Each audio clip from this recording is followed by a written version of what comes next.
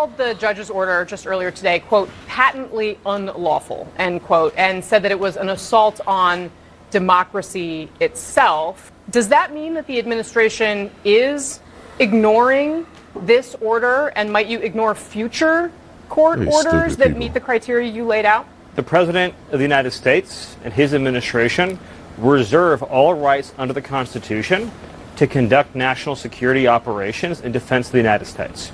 The Alien Enemies Act, which was passed into law by the founding generation of this country, men like John Adams, was written explicitly to give the President the authority to repel an alien invasion of the United States.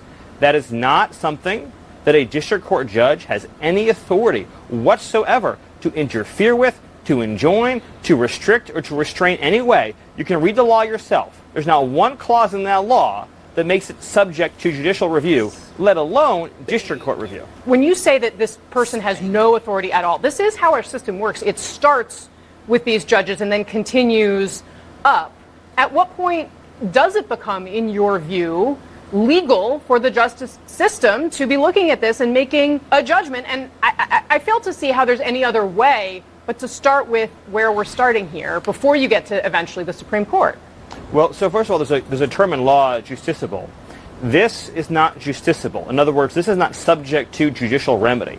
When the president is exercising his Article 2 powers to defend the country against an invasion or to repel a foreign terrorist that is unlawfully in the country, he's exercising his core Article 2 powers as commander-in-chief. Is Venezuela invading the U.S.?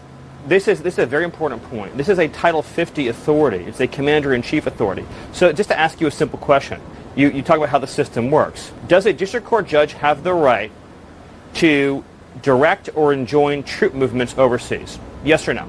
Well, Stephen, my question...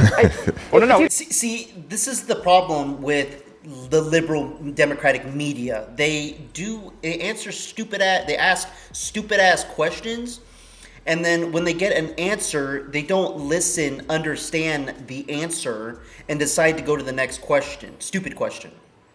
It's like, comprehend the answer I just get. Look at her face. Look at her face. That is exactly the explanation that she speaks out of her mouth.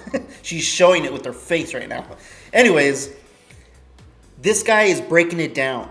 Because we have dealt with 4 years of the Biden administration teaching the country a bunch of BS of what society needs to accept, whether it's transgenderism, whether it's who we appoint in positions at work based on DEI. I mean, so many stupid ass things that the entire 4 years under the Biden administration, they have lacked and stopped knowing and understanding and caring about the Constitution of the United States, the rule of law, what it means to be an American in this country, the strength, the peace through strength. We didn't have any of that in the 4 years under the Biden administration.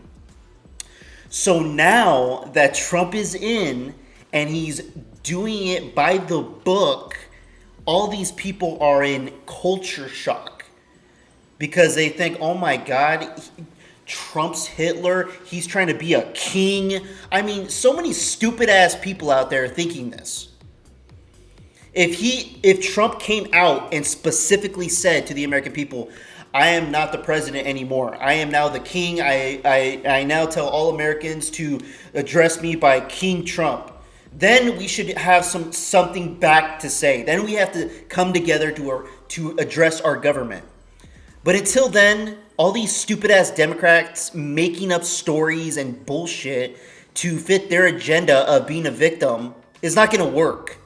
Which is why I have made it clear that I know for a fact in 4 years from now, when we elect a new president, it will not be a Democrat. It will not be a Democrat. They're going to have to wait another 8 years before there's an actual serious person that wants to step into power. This is what I've been talking about, is that these Democrats, and especially the liberal media, they need to get on the same page of what's going on. Stop with the accusations, the questioning of, is he's doing this against the judges? Is he going to continue doing this in the future?